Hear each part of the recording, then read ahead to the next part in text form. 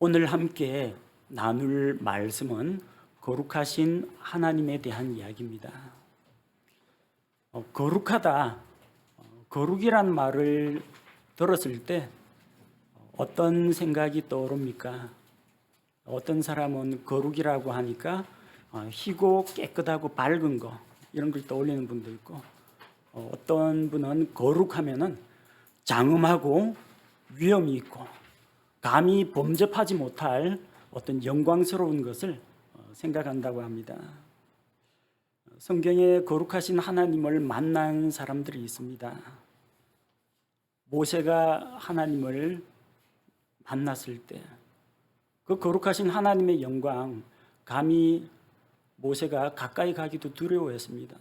시내산에 하나님의 영광이 임했는데 멀리서 그 영광을 볼 때 자기도 심히 두렵고 떨린다고 했습니다.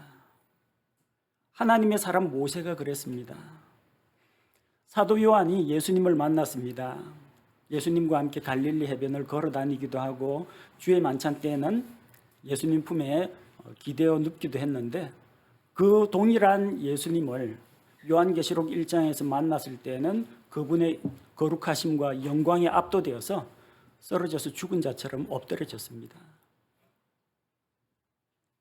이사야 예언자가 우시야 왕이 죽던 해에 환상을 봅니다.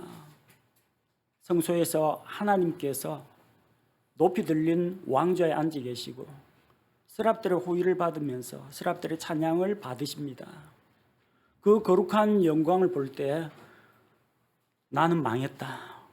나는 부정한 자로서, 입술이 부정한 자로서 부정한 백성 가운데 거하면서 거룩하신 만군의 주 하나님을 배웠다.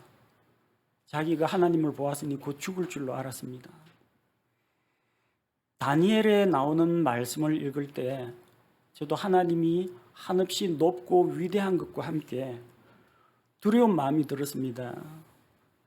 다니엘 7장 9절 이하의 말씀을 읽었는데 제가 읽어드릴게요. 그 왕좌들이 무너져 내릴 때까지 내가 보매 옛적부터 계시니가, 영원하신 하나님이죠. 옛적부터 계시니가 앉아 계시는데 그분의 옷은 눈같이 희고 깨끗하고 순결하고 더러움이 없는 분입니다. 그분의 머리털은 순결한 양털 같으며 그분의 왕좌는 맹렬한 불꽃 같고 모든 더러운 것들을 불태우고 소멸시키는 불꽃 같은 그런 왕좌에 앉아서 그분의 바퀴들은 타오르는 불 같더라. 그분의 바퀴들이라는 것은 에스겔에 나오는 것처럼 하나님의 왕좌를 호위하는 그룹들을 이야기합니다. 불 같은 시내가 그분 앞에서 흘러나오고, 얼마나 두렵고 장엄한 모습입니까? 천천히 그분을 섬기며 만만히 그분 앞에 서 있더라. 심판이 준비되고 책들이 펴져 있더라. 거룩하신 하나님께서 이 세상에 죄악된 것들을 다 심판하기 위해서 임하신 모습입니다. 그 이전까지만 해도 참 철 모르고 예수님 처음 믿었을 때 하나님을 보지도 못하고 내가 믿는데 하나님 한번 볼 수 있으면 참 좋겠다고 생각했습니다. 가끔가다 그런 생각합니다.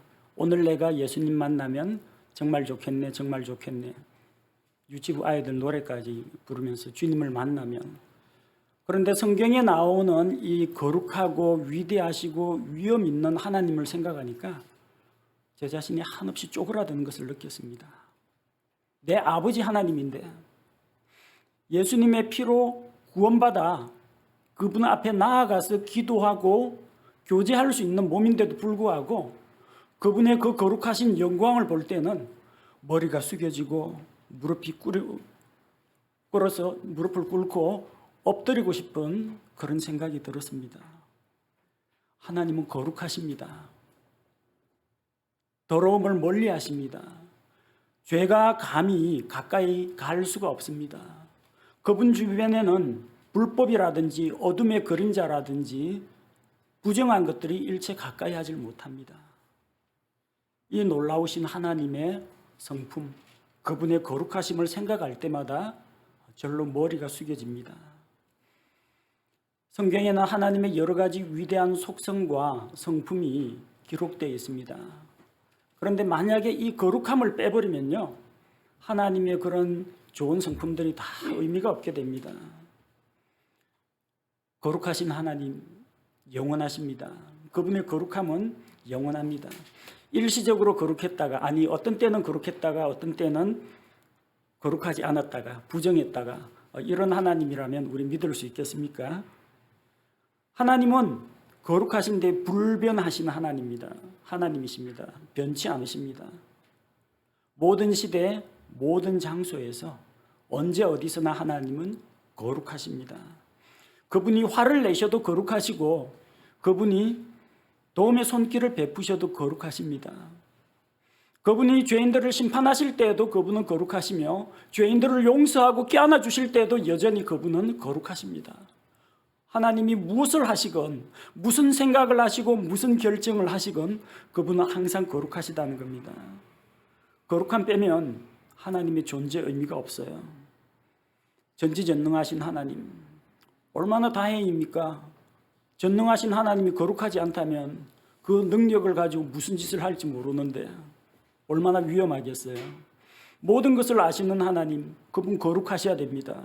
거룩하지 않으신 하나님이 우리의 부정과 비리와 잘못과 죄의 허물을 다 알고 계시면 얼마나 불안하겠습니까? 하나님은 사랑이십니다.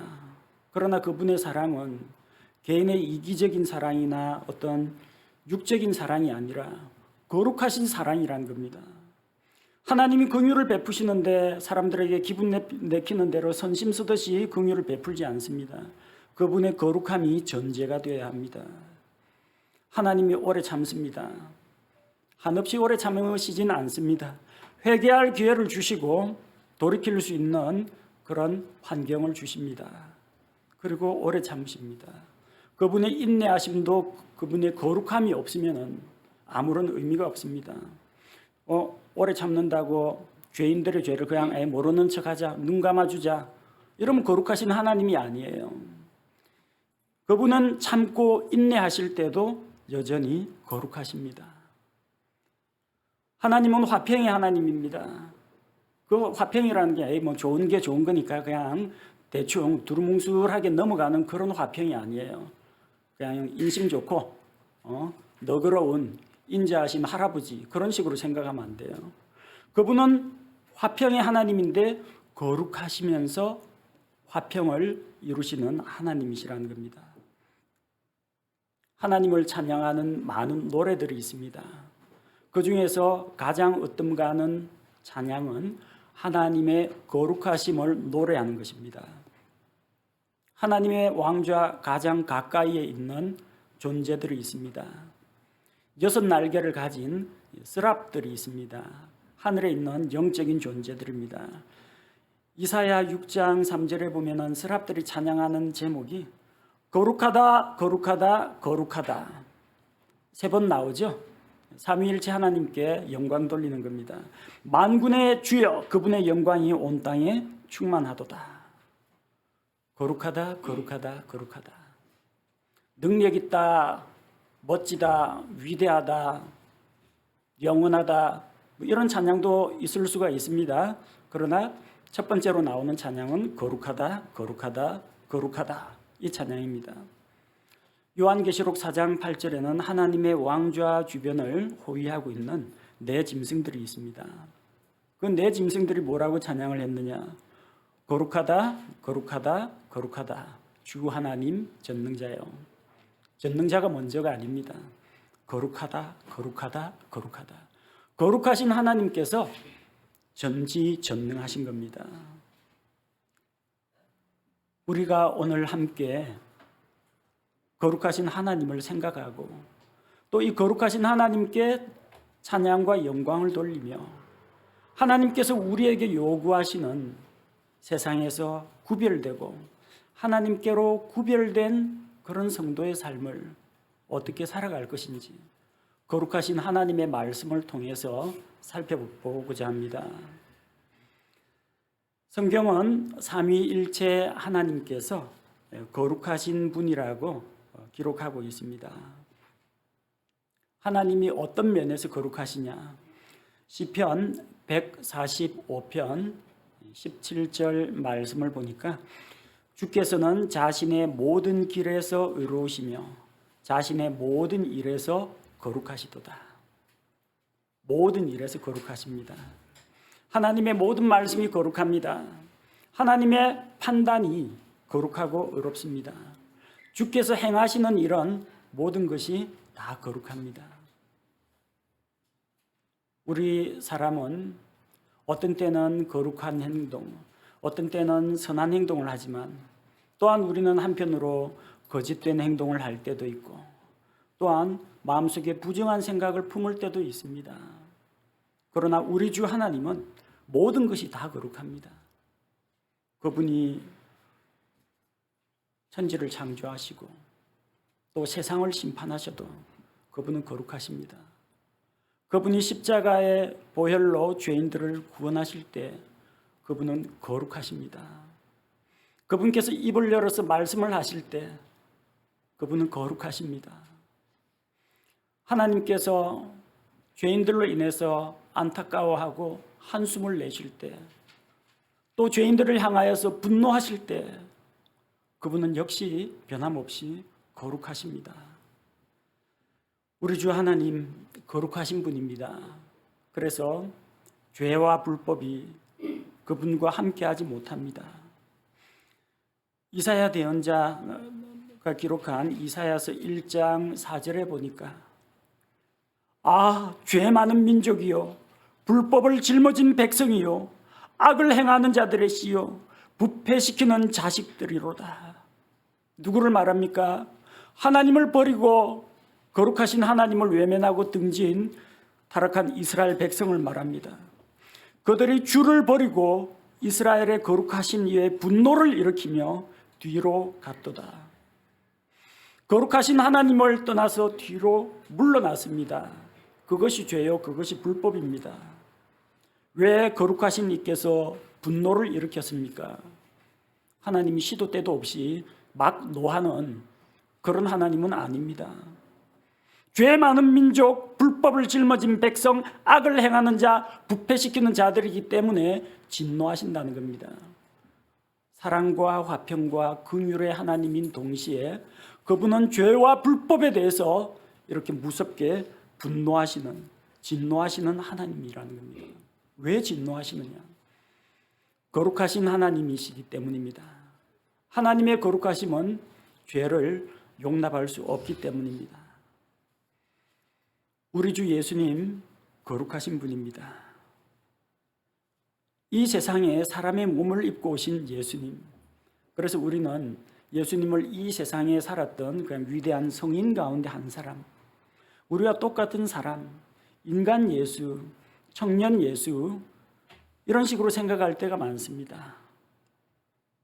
죄인들과 세리들과 함께 빵을 먹고 포도즙을 마시고 제자들과 함께 배를 타고 가기도 하시고 때로는 피곤해서 쓰러져 주무시기도 하시고 때로는 눈물을 흘리기도 하시고 얼마나 인간적입니까? 우리 사람의 모습을 그대로 가지고 계십니다. 너무 편하게 생각합니다. 그런데 우리 주 예수님은 삼위일체 하나님 가운데 한 분이십니다. 그분은 우리의 대제사장이십니다. 하나님의 아들이십니다. 하나님의 아들이라는 것은 곧 그분은 하나님이시라는 겁니다. 우리 주 예수님도 거룩하신 분입니다. 히브리서 7장 26절을 보면은 이러한 대제사장께서는 우리에게 합당한 분이셨으니 곧 그분은 거룩하시고 해가 없으시고 더러움이 없으시고 죄인들로부터 분리되시고 하늘들보다 더 높이 되셨느니라. 한없이 우리와 가까이 계시고 우리의 연약함을 담당하시고 우리 곁에 계시는 사람의 모습을 하신 예수님인 동시에 우리가 감히 범접할 수 없는 저 높은 곳에 영광스러운 곳에 계시는 크고 놀라우신 거룩하고 두려우신 하나님이시라는 겁니다. 우리 주 예수님도 거룩하십니다. 우리 안에는 성령께서 들어와 계십니다. 예수님을 믿고 구원받은 자 안에는 성령 하나님께서 들어와 내주하고 계십니다. 그리고 어떤 일이 있어도 결코 우리를 떠나지 않으십니다. 우리가 죄를 짓거나 또 거룩하지 못한 행동을 할 때 우리 안에서 성령께서 근심하시고 탄식하시고 슬퍼하긴 하시지만 우리를 떠나가진 않으십니다. 우리가 무슨 짓을 하건 성령께서 아무 상관 안 하는 게 아니라 우리가 죄를 짓거나 나쁜 일을 하거나 부정한 어떤 것과 연관이 되었을 때 왜 성령께서 슬퍼하시고 탄식하시고 마음 아파하십니까? 그분이 거룩하시기 때문입니다. 성령께서 거룩하시기 때문에 우리 안에 부정한 것, 우리 몸에 부정하고 더러운 것이 있으면은 안타까워하고 슬퍼하시는 겁니다. 에베소서 4장 30절을 보십시오. 에베소서 4장 30절. 하나님의 거룩한 영을, 거룩한 영, 성령 하나님입니다. 하나님의 거룩한 영을 슬프게 하지 말라. 그분으로 말미암아 너희가 구속의 날까지 봉인되었느니라.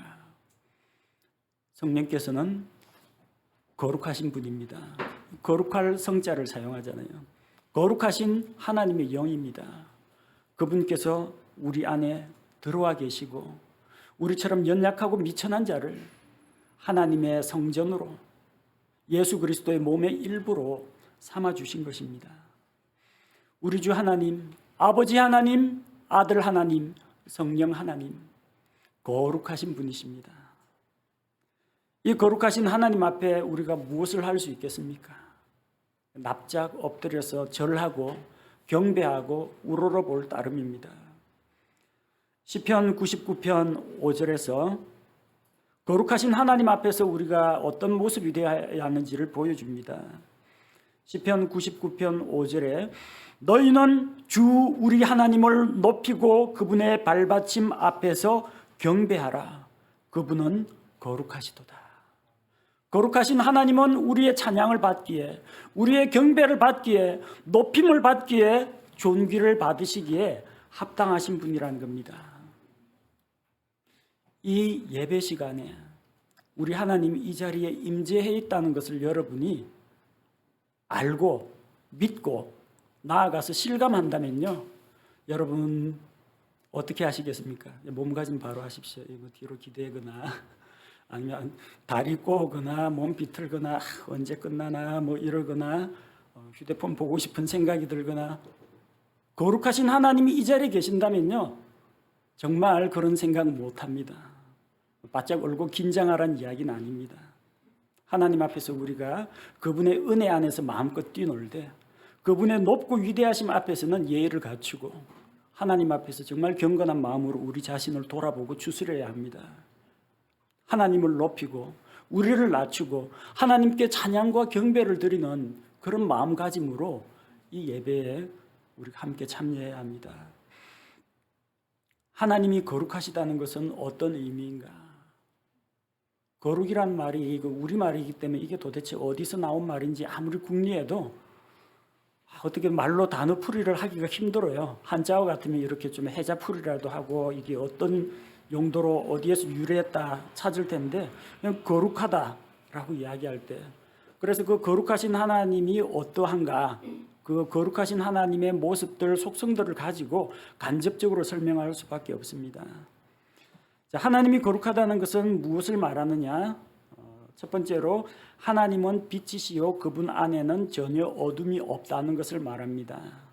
요한일서 1장 5절에 나오는 말씀입니다. 하나님은 완전하고 그리고 영광스러운 빛 가운데 계십니다. 빛과 어둠은 같이 있을 수가 없어요. 자그마한 빛이라도 있으면 어둠이 빛을 삼키는 법은 없어요. 깜깜한데 조그마한 성냥불 하나만 켜도, 촛불 하나만 켜도 밝아지고 빛이 닿는 곳마다 어둠은 물러갑니다. 어둠은 빛을 이길 수가 없습니다. 빛이 어둠을 사라지게 합니다. 어두운 것, 죄악된 것, 더러운 것, 부끄러운 것, 그런 것들은 빛 가운데 나오기를 두려워합니다. 부끄러워합니다. 하나님은 완전한 빛 가운데 계십니다. 그분에게는 광명이 있습니다. 밝고 환합니다. 그 앞에는 숨길 것이 없어요. 모든 것이 벌거벗은 것처럼 다 드러납니다. 거룩하신 하나님, 불꽃 같은 눈동자로 우리를 지켜보시고 세상을 돌아보시는데 그 거룩하신 하나님 앞에 과연 누가 바로 설 수 있겠습니까? 하나님께서 거룩하다는 것은 무엇을 말하느냐? 그분에게는 죄가 없다는 것을 이야기합니다. 거룩함과 죄는 서로 상충됩니다.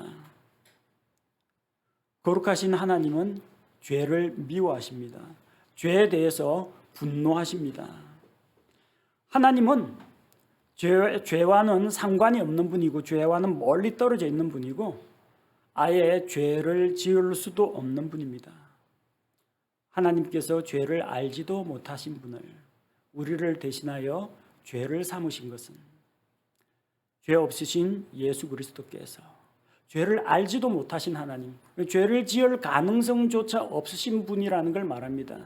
예수님이 죄를 지을 가능성이 있는데 참고 절제하고 하나님이기 때문에 죄를 안 지었다.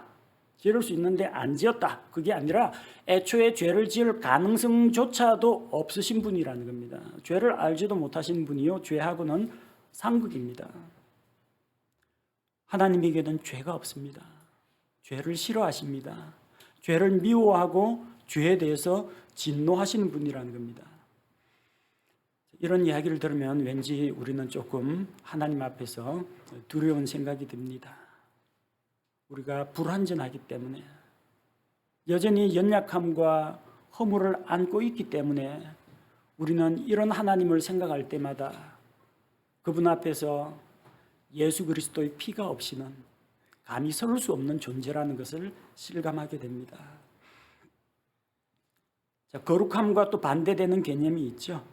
하나님이 거룩하다는 것은 하나님에게는 더러움이 없다는 것입니다. 깨끗함 반대말 더러운 것, 정결한 것 반대 부정한 것. 하나님은 거룩하시기 때문에 깨끗하고 정결합니다. 그분의 옷은 희고 그분의 머리털은 순결한 양털 같고 불꽃이 그분의 왕좌에 있고 불길이 시내처럼 그분 앞에서 흘러갑니다. 더러운 것들을 태워버리고 정화시키는 그런 불길 가운데 하나님이 임재하셨습니다. 하나님은 정결하십니다. 그래서 율법에서 이 레위기 율법에서 정결한 것과 부정한 것을 구별하는 법을 알려주셨습니다. 어떤 음식은 정결하기 때문에 먹을 수가 있고 어떤 음식은 부정하기 때문에 먹지 말라고 말씀하셨습니다. 생활 속에서도 거룩함을 지켜나가도록 거룩하신 하나님께서 자기 백성에게 말씀하신 겁니다. 그분은 정결하십니다. 더러움이 없습니다. 하박국 1장 13절에 주께서는 눈이 정결하셔서 악을 보지 못하시며 또 불법을 보지 못하시거늘, 보지 못한다는 말은 하나님이 눈이 멀어갖고 못 본다 그런 의미가 아니라 하나님께서는 그걸 차마 지켜보고 눈 뜨고 볼 수 없다는 이야기입니다. 주께서는 눈이 정결하셔서 사람들이 악을 행하는 것, 불법을 행하는 것을 가만히 보고 있을 뿐이 아니라는 겁니다. 기록하십니다. 징계하십니다. 심판하십니다. 회개케 하십니다. 떠나게 하십니다. 하나님은 거룩하고 정결하기 때문에 죄와 불법을 친히 다루신다는 이야기입니다. 하나님이 거룩하다는 것은 또 무엇을 의미하느냐? 하나님에게는 아무런 흠잡을 곳이 없다는 뜻입니다. 흠이 무엇입니까? 좀 부족한 점, 모자란 점, 결점을 말하죠.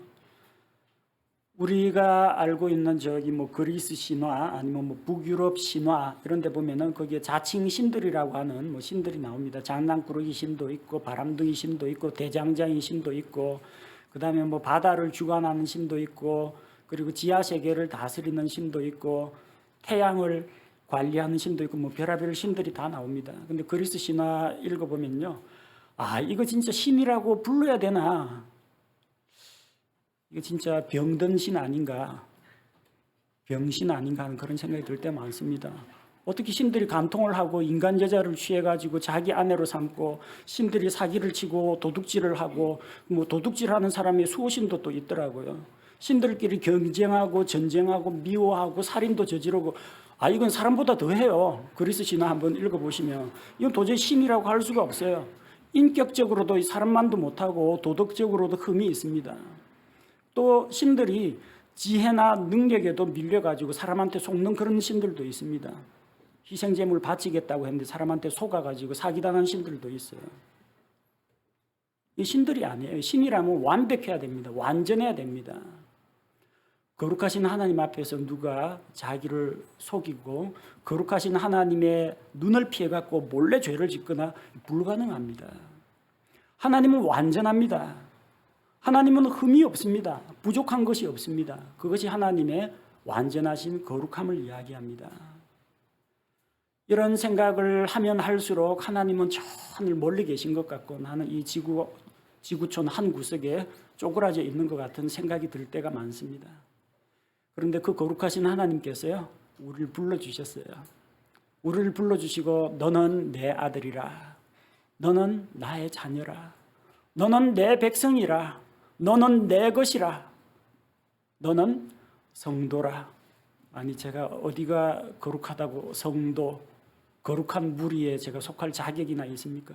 하나님께서 우리를 거룩하다라고 불러주십니다. 그렇게 불러주시면서 우리에게 거룩함을 요구하십니다. 하나님께서 우리가 거룩한 사람이 되기를 원하십니다. 레위기 11장 45절 말씀을 보니까 레위기 11장 45절에 보니까 나는 너희 하나님이 되려고 너희를 이집트 땅에서 데리고 올라오는 주니라. 그런즉 내가 거룩하니 너희는 거룩할지니라. 하나님이 이걸 요구하십니다. 왜 우리가 거룩해야 하는지 이유를 보여줍니다. 하나님이 거룩하니까 내가 거룩하니 너희도 거룩하라. 나는 거룩한 하나님이다. 내가 너희 아버지다. 내가 너희 왕이다. 내가 이 세상의 통치자다. 그러니 너희도 나의 소유가 된 너희도 내 앞에서 거룩하라고 하시는 겁니다. 내가 거룩하니 너희는 거룩할지니라. 마음속에 참 부담이 되는 말씀입니다. 지금까지 거룩함에 대한 이야기였죠. 완전한 빛 가운데 있어야 되고 죄가 없고 완전 무결해야 되고 더러움이 없어야 되고 흠잡을 데가 없어야 되고 여러분 내가 거룩한 것처럼 너희도 거룩하라 하면은 여러분 하나님만큼 하나님처럼 거룩할 수 있겠습니까? 이거 불가능이에요. 불가능. 근데 우리가 이 거룩이라는 것에 대해서 두 가지 의미를 생각해야 됩니다. 우리가 하나님은 거룩하신 분이라고 말할 때 하고 그 거룩함하고 거룩한 백성이 되라는 거하고는 똑같은 말은 아닙니다. 즉 말하자면 하나님이 거룩하신 분인데 너희는 거룩할지니라 그 말이 너희는 어둠이 하나도 없는 어두운 구석이 없는 완벽한 사람이 되라. 너희는 죄나 더러움이 없는 그런 존재가 되라. 너희는 도덕적으로나 하나님의 눈앞에서 흠을 잡을 수 없을 정도로 완벽한 자가 되라. 이걸 요구하시는 것이 아니라는 겁니다. 만약 이거 요구한다면 이 요구를 들을 사람은 실천할 수 있는 사람은 지구상에 아무도 없다고 봐야 됩니다. 저나 여러분이랑 다 마찬가지예요. 우리가 완전한 빛 가운데 거하면서 죄나 허물과 약점이나 모난 성품이나 이런 것 하나도 없는 사람이 가능합니까? 불가능합니다. 창조물들은 하나님처럼 거룩한 존재가 될 수가 없습니다. 그런데 성경에는 거룩함이라는 것을 하나님에게만 쓰는 것이 아니라 창조물들에게도 쓰는 것을 봅니다. 거룩한 천사들이 전하여 준 말을 듣고 그 땅은 거룩한 땅이니 내 발에서 신을 벗으라. 너희는 거룩한 민족이요 거룩한 여자들이 거룩한 형제들이 거룩한 손을 들고 기도하기를 원하노라. 거룩한 입맞춤으로 서로 문안하라. 뽀뽀까지도 거룩하다고 그러네요. 입맞춤도 거룩하고 형제들도 거룩하고 자매들도 거룩하고 천사들도 거룩하고 땅도 거룩하고 거룩한 게 많은데 그러면은 무엇을 말합니까? 거룩한 형제들이 거룩한 여자들의 행실을 본받아 할 때 그 거룩한 여자나 거룩한 형제들은 완전 무결하고 죄가 하나도 없고 도덕적으로 완벽한 사람이란 뜻입니까? 그런 의미는 아니라는 겁니다. 천사들이 정말 완벽하게 거룩합니까? 그러면은 그 거룩함을 버리고 타락한 천사들은 뭡니까? 죄 지을 가능성이 있다는 거죠. 그들도. 루시퍼의 반역에 가담한 천사들, 타락한 천사들 있지 않습니까? 그들은 본래는 거룩한 천사들이었어요. 그런데 지금은 거룩하지 않습니다. 여기서 말하는 거룩은 무엇이냐? 하나님께서 가지고 계시는 그 절대적인 거룩함의 속성을 말하는 것이 아니라 거룩이란 말은 구별되었다라는 의미로 사용된다는 겁니다. 천사들이 왜 거룩한 천사들입니까? 하나님을 섬기는 존재로 구별되었기 때문입니다. 하나님의 일을 하고 하나님의 심부름을 하고 하나님이 시키는 사역을 하니까 하나님께 쓰임받으니까 거룩한 천사들입니다. 예루살렘 성전, 거룩한 전입니다. 그 만든 게 전부 나무하고 돌하고 금, 은, 구리 이런 것들로 만들었던데 그거 가지고 그 재료 가지고 다른 집 지으면은 거룩하지 않고 예루살렘에 솔로몬이 성전 지으면 그건 거룩합니까? 재료는 다 똑같은데 왜 성전이라고 합니까? 하나님께 예배드리기 위해 구별된 처소이기 때문에 하나님을 위해서 구별되었기 때문에 거룩한 성전인 겁니다. 거룩한 형제 자매 여러분, 우리가 정말 완전한 완벽한 사람이기 때문에 거룩한 형제 자매가 아니라요, 하나님 앞에서 너는 예수 그리스도의 피로 값주고 산 존재다, 너는 나의 백성이다, 너는 나의 일꾼이다, 이렇게 하나님께서 자기가 사용하려고 자기 소유로 삼으시고 구별하셨기 때문에 거룩한 자가 된 것입니다. 그래서 그 거룩을 우리에게 적용할 때는 구별이라는 의미로 봐야 합니다. 데살로니가전서 4장 3절, 데살로니가전서 4장 3절 말씀을 보면은 하나님의 뜻은 이것이니 곧 너희가 거룩히 구별되는 것이라 너희는 음행을 삼가고. 하나님께서 우리에게 요구하는 것이 거룩하게 구별되는 겁니다. 하나님처럼 절대적으로 거룩한 어떤 존재가 되는 것이 아니라 거룩하게 구별되는 겁니다. 어떻게 구별되느냐? 크게 나누면 두 가지예요. 세상에서 구별되는 겁니다. 세상하고 섞이면 안 돼요. 세상에서 따로 떨어져 나와서 구별되는 겁니다. 그리고 우리 자신을 하나님께로 들여서 하나님께로 구별되는 겁니다. 세상에서 구별되어 나와 하나님께로 구별되어 들여지는 것, 이것이 하나님께서 요구하시는 거룩히 구별되는 것입니다. 우리가 어떻게 거룩한 사람이 될 수 있습니까? 내가 거룩하니 너희도 거룩하라. 너희도 거룩할지니라. 어떻게 하면 우리가 거룩할 수가 있는지 몇 가지를 살펴보겠습니다. 첫째로 죄에서 떠나는 것입니다. 죄에서 떠나는 것이 거룩함입니다. 거룩함과 죄는 같이 갈 수가 없습니다. 자기 죄의 문제를 해결하여 정결하게 되는 것이 거룩함에 이르는 첫 단계입니다. 레위기 16장 30절 말씀을 보겠습니다. 레위기 16장 30절을 보니까 그날의 제사장이 너희를 위해 속죄하여 너희를 정결하게 하리니 이로써 너희가 너희의 모든 죄에서 떠나 주 앞에 정결하게 되리라. 거룩함은 깨끗함입니다. 죄에서 분리되는 것입니다. 구약시대 이스라엘 백성은 1년에 한 번 속죄일에 대제사장이 지성소 안까지 들어가서 백성을 위하여 속죄했습니다. 그러면 이스라엘 모든 백성의 죄가 긍휼의 자리에 뿌려진 짐승의 피로 말미암아 정결하게 됩니다. 너희의 모든 죄에서 떠나 주 앞에 정결하게 되리라. 신약 시대를 살아가고 있는 우리는 예수 그리스도께서 십자가에서 우리를 대신하여 흘려주신 그 보배로운 피로 말미암아 우리가 죄에서 떠나 모든 죄들을 사면받고 모든 죄를 용서받고 하나님 앞에 정결하게 되었습니다. 예수님께서 우리를 대신하여 피 흘려 죽으심으로 우리를 정결하게 하셨습니다. 염소와 송아지의 피가 죄를 정결하게 하지는 못했습니다. 죄를 덮어주는 역할만 했습니다. 예수 그리스도의 피는 우리를 모든 죄에서 정결하게 만들었습니다. 그래서 거룩한 무리들, 성도라고 우리가 불리는 것입니다. 거룩한 사람이 되려면 죄에서 떠나야 합니다. 이미 예수 그리스도의 피로 말미암아 모든 죄는 다 용서받았습니다. 그러나 앞으로 살아가는 삶 가운데에서 우리가 죄, 유혹, 불법, 부정한 생각 이런 것들로부터 우리 자신을 분리하는 것이 거룩한 삶의 출발점입니다. 두 번째는 세상과 분리되어야 합니다. 우리는 세상에 속한 자들이 아닙니다. 우리는 하나님께 속한 사람들입니다. 우리는 지금 이 땅을 살아가면서 대한민국 국민입니다. 그러나 우리는 천국 시민이라는 것을 잊어버리면 안 됩니다. 우리는 세상에 속하지 않고 하나님께 속해 있습니다. 요한복음 17장 14절 말씀을 보겠습니다.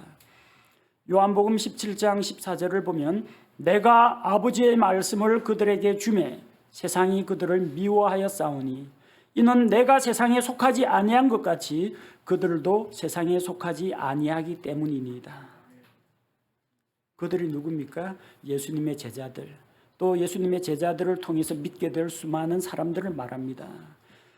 예수님께서 세상에 속하지 아니하신 것처럼 예수 그리스도의 몸에 속한 우리는 예수님과 마찬가지로 세상에 속하지 않은 존재들입니다. 만약 우리가 세상에 속한 자라면 세상 사람들이 우리를 좋아할 겁니다. 근데 우리가 그리스도인이 되었기 때문에 세상에서 떨어져 나왔기 때문에 우리를 경계하고 주시하고 미워하는 겁니다. 우리는 주님께 속한 자들입니다. 그리스도인들은 이러이러한 주님께 속했다가 나머지 6해 동안은 세상에 속했다가 이렇게 양다리 걸치고 살 수 없는 존재입니다. 세상과 연합하는 것이, 세상과 친구가 되는 것이 하나님과 원수가 되는 것이라고 했습니다. 세상으로부터 우리는 분리되어야 합니다. 분리라는 말은 고립이 아닙니다. 바울이 너희가 우상숭배하는 자나 탐식하는 자나 음행을 하는 자나 이런 자와 사귀지 말라 하는 것이 일체 그 사람들을 만나지 말고 또 일체 그 사람들과의 모든 관계를 끊으라는 그런 말은 아니라고 했습니다. 만약 그러려면 이 세상을 떠나야 합니다.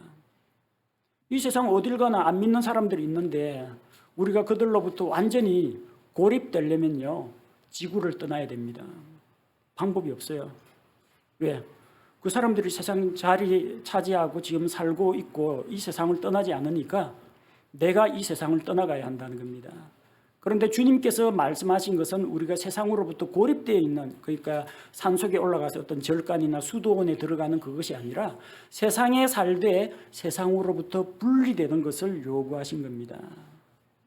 자기 신분을 잊지 말고 세상에 살지만 자기 정체성을 잃어버리지 말아야 합니다. 직장에서 안 믿는 사람들과 함께 어울려서 일을 해야 합니다. 내가 다니는 학교, 내가 다니는 직장, 내 가족이 100% 다 그리스도인이면 얼마나 좋겠습니까? 근데 대부분 안 그래요. 집에 가면 안 믿는 가족들도 있어요. 학교에 안 믿는 친구, 안 믿는 선생님이 있습니다. 직장 가면 직장 상사가 예수 믿는 사람을 싫어하는 그런 사람도 있어요. 근데 우리는 이 세상에 몸을 담고 살아가야 합니다. 그들과 모든 관계를 끊을 수는 없습니다. 그러나 그들로부터 분리되어야 합니다. 섞이지 말아야 합니다. 이전에 만나던 세상 친구, 이전에 즐기던 세상의 쾌락, 세상에 속한 욕심을 버려야 합니다. 이렇게 그들로부터 분리되는 것이 세상으로부터 우리 자신을 구별하는 것입니다. 세 번째로는 이 세상에 살지만 세상의 영향력에 물들지 말아야 합니다. 이 세상은 단순히 중립적인 세상이 아닙니다. 그냥 푸른 하늘과 바다와 초목과 동식물이 살고 그 가운데 인간이 터잡고 사는 그냥 객관적이고 중립적인 그런 자연 환경이 아니라 이 The World라고 할 때 이 세계는 마귀가 지배하는 하나의 시스템입니다. 이 세상의 통치자, 공중권세 잡은 마귀의 영향력이 지배하고 있습니다. 이 세상의 철학, 정치, 문화, 풍습, 이런 것, 유행, 이런 것들 가운데 전부 다 이 세상과 마귀가 하나님을 멀리하고 하나님을 무시하고 조롱하는 이런 것들로 채워나갑니다. 무신론, 하나님을 대적하는 사상이죠. 진화론, 창조주 하나님을 부정하는 사상이죠. 인본주의, 사람이 어뜸이고 사람을 중심으로 하는 거, 이거 하나님을 높이지 않고 하나님을 대적하는 겁니다. 과학기술 만능주의, 물질 숭배, 퇴폐적인 문화, 이런 거 전부 다 어디서 나왔습니까? 마귀의 작품이에요. 요즘 또 뭐 결혼 안 하는 사람들이 는다고 하더라고요. 비혼주의라고 해서 결혼 안 하는. 성경에는 하나님께서 사람이 혼자 있는 것이 좋지 못하다고 했는데 이 전부 성경하고 반대쪽으로 갑니다. 하나님께서 가정의 머리로 남자를 이제 머리로 세우시고 남자에게 중요한 책임을 맡겼습니다. 아내를 잘 지키고 가족을 돌보고 부양하고. 그런데 또 여성의 사회적 진출 활동이 많아지다 보니까 남녀 평등을 이야기하다가 어떤 때는 여성 우월주의로 또 기우는 그런 경향도 나타납니다. 이런 세상의 그런 문화들 다 어디서 나온 겁니까? 마귀의 작품이에요. 세상에 살면서 이런 영향력을 우리는 보고 듣고 있습니다. 안 그런 것 같죠? 여러분 학교 가야지 생물 교과서만 펴도 거기 하나님이 하늘과 땅을 창조하시니라 이런 건 안 나오고 뭐 오스트랄로피테쿠스가 뭐 어떻고 호모 에렉투스가 어떻고 뭐 크로마니옹이 어떻고 뭐 이런 네안데르탈린 뭐 이런 이야기하면서 진화론 가르칩니다. 우리 텔레비전 드라마라든지 이런 것들 보면 거기에도 뭐 동성애 다루는 그런 것들이 나오고 또 무신론 이런 것들, 재물에 대한 어떤 집착 숭배, 그리고 물질 만능주의 뭐 온갖 이런 세상적인 가치관으로 도배가 되어 있습니다. 영향 안 받을래야 안 받을 수가 없습니다. 그래서 예수님께서 요한복음 17장에서 기도할 때 우리를 세상에서 데려가기를 구하지 않고 내가 비옵는 것은 그들을 세상에서 데려가시기를 위함이 아니요 다만 악에서 지켜달라고 기도합니다. 세상에서 다 데려가면은 이 땅에 교회는 있을 수가 없습니다. 전도할 사람도 없습니다. 믿는 족족 하늘로 다 데려가 버리면은 그리스도인은 지구상에 남아 있지를 않습니다. 주님께서 원하시는 건 그게 아닙니다. 우리를 아무런 걱정, 근심, 죄, 세상의 영향력이 미치지 않는 저기 이상향으로 데려가지 않으시고 세상에 살지만 세상의 영향을 받지 않고 세상의 악과 유혹으로부터 지켜달라고 주님 기도하셨습니다. 세상 영향력을 멀리해야 됩니다. 이 세상 사람들의 문화와 풍습을 따르지 말아야 합니다. 우리 오늘 읽은 본문 말씀 23절에도 나오죠. 너희는 내가 너희 앞에서 쫓아내는 민족의 풍습대로 걷지 말라. 그들이 이 모든 일을 행하였으므로 내가 그들을 몹시 싫어하였느니라. 팔레스틴 땅에 가나안 땅에 있던 사람들 우상 숭배했습니다. 자기 아들 딸을 제물로 삼아가지고 우상에게 바쳤습니다. 그들은 음행을 했습니다. 근친상간을 했습니다. 수간을 했습니다. 동성애를 했습니다. 온갖 패역한 풍습들을 일삼았습니다. 그거 본받지 말라는 겁니다. 그 땅의 풍습을 본받지 말라. 그 민족들의 풍습을 따르지 말라. 무슨 말입니까? 그들의 영향력으로부터 너희는 분리되라는 겁니다. 그들에게 물들지 말라는 이야기입니다. 그래서 하나님께서 말씀하시기를 가나안 땅에 들어가거든 그 땅에 있는 사람들을 남겨두지 말고 진멸하라고 하신 이유가 그겁니다. 하나님이 인종주의자 아닙니다. 유대인 제일이고 나머지 민족 말살하라 그런 개념이 아니라 그 땅에서 죄를 지은 죄인들을 이집트에서 나온 이스라엘 사람들을 통해서 하나님께서 심판하시는 도구로 사용하신 겁니다. 근데 이스라엘이 그걸 다 지켜 행하지 않았죠. 다 멸하지 않았습니다. 그래서 조공을 받고 살려주고 그들 가운데 들어가서 그들과 함께 살고 그러다가 그들이 섬기던 이방신들을 자기들도 섬기고 그 땅의 풍습을 따라가고 자기 아들, 딸을 그 이방인들과 결혼시켜가지고 그 가정에 이교도들의 풍습이 들어와서 그들도 물들었던 겁니다. 우리는 세상에 살지만 세상의 영향력으로부터 우리 자신을 지켜야 합니다. 오늘 우리 함께 읽은 말씀이 있죠. 야고보서 1장 27절. 야고보서 1장 27절 말씀해 보니까 하나님 곧 아버지 앞에서 순수하고 더럽지 않은 신앙 행위는 이것이니 즉 고난 중에 있는 아버지 없는 자들과 과부들을 돌아보고 세상으로부터 자기를 지켜 더럽혀지지 아니하는 것이니라. 세상에 살지만 세상의 영향력에 물들지 않고 세상의 그 더러움에 물들지 않는 것이 우리의 신앙 행위라는 겁니다. 넷째로 하나님이 거룩하시다고 할 때 하나님의 그 거룩함은 하나님이 완전한 빛 가운데 거하시는 거라고 이야기를 했는데 우리 역시 세상에서 빛으로 드러나야 합니다. 앞서 제가 말씀드리는 것은 우리가 세상에서 분리되고 세속에 물들지 않는 것은 수동적인 방법입니다. 술자리 피하고 나쁜 모임에 가지 않고 안 좋은 음악 듣지 않고 안 좋은 드라마 보지 않고 이런 식으로 하는 것 이리저리 피하고 도망다니는 것은 수동적인 방법입니다. 그런데 적극적으로 대처하는 방법이 있습니다. 그것은 우리가 세상 가운데 뛰어들어가지고 빛과 소금으로 살아가는 것입니다. 빛은 숨길 수가 없어요. 드러납니다. 어두운 가운데 조그만 후레쉬 불 하나만 켜도 빛이 쫙 퍼져나갑니다. 어둠을 밀어냅니다. 우리 자신은 나는 그리스도인데 직장 안에서 따돌림 당하지 않으려면 기도하는 것도 도둑기도 하고 나 직장 상사 술잔 주면은 마시는 척하고 안 마시더라도 마시는 척하고 그래가지고 요리조리 도망가고 피해 숨어 살아가지고는 얼마 못 갑니다. 드러내야 됩니다. 나는 그리스도인입니다. 하나님 믿는 사람입니다. 나는 빛의 자녀입니다. 적극적으로 공세를 취해야 합니다. 그게 빛입니다. 소금입니다. 우리는 소금입니다. 소금이 소금 가마니 안에 있으면은 그게 소금인지 설탕인지 밀가루인지 누가 압니까? 누가 알아줍니까? 소금은 음식에 뛰어들어야 됩니다. 뛰어들어 가지고 자기 자신이 녹아내려야 됩니다. 그래야 짭짤한 맛이 나는 겁니다. 그래야 그게 방부제 역할을 하는 겁니다.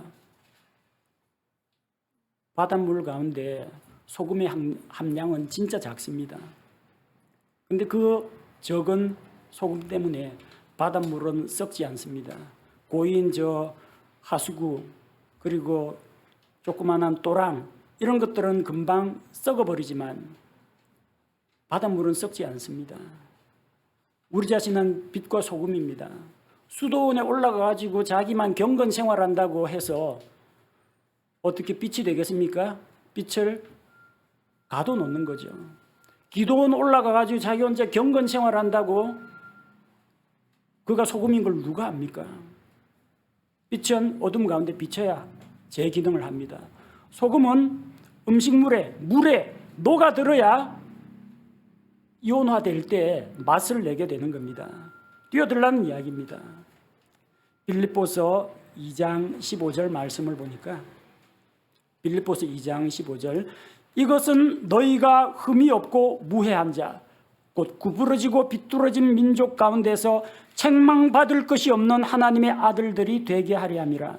그런 민족 가운데서 너희가 세상에서 빛들로 빛나며 세상에서 분리한다고 도망가고 숨지 마십시오. 빛으로 드러내십시오. 하나님께서 빛 가운데 계신 것처럼 우리도 빛 가운데 행하여야 합니다. 마태복음 5장 16절 말씀에 마태복음 5장 16절 이와 같이 너희 빛을 사람들 앞에 비추어 그들이 너희의 선한 행위를 보고 하늘에 계신 너희 아버지께 영광을 돌리게 하라. 빛들로 드러나야 합니다. 다섯 번째로 우리가 거룩한 삶을 살기 위해서는 세상에서 구별되어서 하나님에게로 구별되는 것이 필요합니다. 하나님께로 구별되어야 합니다. 오늘 읽은 26절에 우리 하나님께서 뭐라고 말씀하셨습니까? 왜 이스라엘을 자기 백성 삼으셨습니까? 26절에 나 주는 거룩하며 또 내가 너희를 내 소유로 삼으려고 다른 백성으로부터 구별하였으니 너희는 내게 거룩할지니라. 갈대아 우르 우상의 도시에서 아브라함을 불러내셨습니다. 구별해내셨습니다. 이집트 사람들이 살고 있는 거기서 송아지 신 섬기고 태양신 라를 섬기고 온갖 나일강의 신을 섬기고 저승의 신을 섬기고 이러는 이집트 사람들 가운데에서 왜 이스라엘 민족을 이집트에서 떼내가지고 분리하셨습니까? 하나님의 소유를 삼으려고 다른 백성으로부터 구별하려고. 그래서 그렇게 구별된 너희는 내게 거룩할지니라. 세상으로부터 분리된 다음에는 우리가 하나님께로 구별되어서 하나님께 거룩하게 구별된 존재가 되어야 합니다. 바로 그 이스라엘 백성처럼 우리는 예수 그리스도께서 자기 핏값으로 사셔서 하나님의 소유가 되었습니다. 그래서 우리 자신을 구별하여 하나님께 드려야 합니다. 로마서 12장 1절에서 우리가 하나님께 드릴 우리의 헌신, 우리의 섬김이 무엇인지를 보여주고 있습니다. 로마서 12장 1절 그러므로 형제들아 내가 하나님의 긍휼을 힘입어 너희에게 간청하노니 너희는 너희 몸을 거룩하고 하나님께서 받으실 만한 살아있는 희생물로 드리라. 그것이 너희의 합당한 섬김이니라. 우리 자신의 몸을 거룩하고 하나님께서 받으실 만한 살아있는 희생물로 드리라고 했습니다. 세상으로부터 빠져나오는 것만이 능사가 아닙니다. 빠져나온 다음에 뭐 해야 됩니까? 하나님께 드려야 합니다. 너희는 이런 것들을 피하고 더럽고 부정한 것들을 피하고 주를 깨끗한 마음으로 부르는 형제들과 의와 사랑과 믿음과 인내와 온유를 좇으며 부정한 것을 피하는 그 다음에는 거룩한 형제자매들과 교제하는 것처럼 세상으로부터 구별되고 세상으로부터 분리된 다음에는 우리 자신을 하나님께 거룩한 희생물로 드리는 것이 필요하다는 겁니다. 구약 시대에는 짐승을 죽여서 희생물로 드렸습니다. 죽은 희생물입니다. 신약 시대에는 우리 자신을 살아있는 희생물로 드리라고 했습니다. 단번에 우리 자신을 죽여서 순교자가 되어서 우리 생명을 드리는 것은 별로 어렵지 않습니다. 순간의 고통만 참으면 됩니다. 그것이 교수형이건 아니면은 단두대에 올라가건 아니면은 전기 충격이건 죽는 거 한순간입니다. 그러나 그런 식으로 하나님께서는 우리를 순교의 제물이 되기를 원하는 것이 아니라 살아있는 희생물을 요구하십니다. 죽지 말라는 겁니다. 예수님을 위해 죽는 것도 좋지만 예수님을 위해 사는 것이 더 중요합니다. 죽는 건 한순간에 죽을 수 있지만 사는 건 일평생입니다. 일평생 살아가는 동안 우리 자신을 거룩하고 하나님께서 받으실 만한 희생물로 드리는 것, 날마다 주님 앞에 헌신하는 이 삶이 우리의 거룩한 삶이라는 겁니다. 성도 여러분, 거룩한 무리가 되신 여러분, 하나님이 우리에게 요구하시는 거룩함이 바로 이런 것입니다. 우리가 믿고 있는 하나님은 거룩하십니다. 죄와 불법이 없고 더러움이 없고 흠이 없고 완전한 빛과 영광 중에 계신 그 하나님, 그 거룩하신 하나님께서 우리에게 명령하셨습니다. 내가 거룩하니 너희도 거룩하라고 하셨습니다. 하나님께서 예수님께서 이루신 십자가의 대속의 공로로 우리를 구원하셨고 우리를 자기 소유로 삼아주셨습니다. 우리는 이제 죄에서 떠나고 죄를 멀리하는 삶을 살아야 하고 세상과의 관계를 정리하고 이 세상의 풍습을 따르지 말고 오히려 세상 가운데 살면서 빛의 자녀로서 세상의 소금으로서 역으로 이 세상에 변화를 일으키고 또 우리 자신을 하나님께로 구별하여 드리는 그런 삶을 살아가야 합니다. 하나님의 성전이 왜 거룩합니까? 하나님께 예배드릴 용도로 구별했기 때문입니다. 주께 드린 희생물이 왜 거룩한 예물이라고 합니까? 자기가 잡아먹을 것이 아니라 하나님 앞에 예배를 위해서 구별한 희생물이기 때문입니다. 구원받은 자들이 왜 거룩한 성도가 되었습니까? 예수님께서 우리를 구별하여 아버지 하나님께 드렸기 때문입니다. 우리 자신은 구별되었습니까? 세상의 영향력으로부터 분리되었습니까? 이 세상과의 관계에서 내가 세상과 관계를 정리했습니까? 우리 자신은 하나님께 구별하여 드린 존재입니까? 나의 손과 나의 발은 주께 구별하여 드렸습니까? 내 입술은 하나님 앞에서 구별되었습니까? 내 마음과 생각은 하나님께 거룩하게 구별되었습니까? 우리 자신에게 이런 질문을 던져보아야 합니다. 오 하나님, 나는 성도입니까? 내 자신을 주님께 드렸습니까? 거룩하신 하나님 앞에서 우리는 날마다 우리 자신을 세상으로부터 구별된 존재요, 하나님을 위하여 구별된 존재로 주님께 드림으로써 거룩한 백성, 거룩한 자녀, 거룩한 성도가 되어야 합니다. 우리 함께 기도하겠습니다.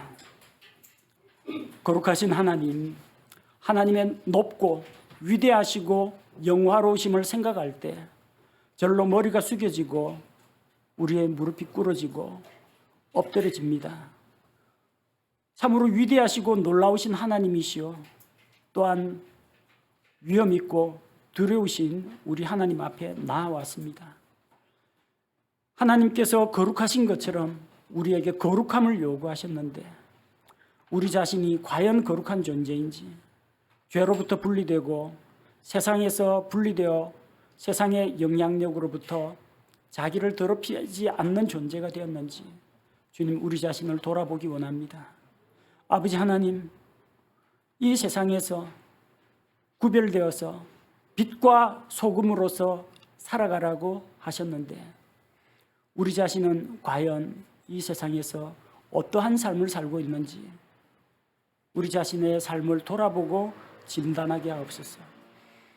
주님을 위하여 죽을 각오는 되어 있지만 일평생 주님을 위하여 살아갈 각오를 하기에는 하루하루 매번 순간적인 결단과 순종이 필요하다는 것을 생각합니다. 거룩하신 하나님 앞에 나아와 있습니다. 매일매일 거룩하신 하나님 앞에서 우리가 살아가고 있습니다. 거룩하신 하나님을 생각하며 우리의 삶을 거룩하게 희생물로 주님 앞에 드리기 원하오니 우리의 삶을 받아 주옵소서. 예수님 이름으로 기도합니다. 아멘.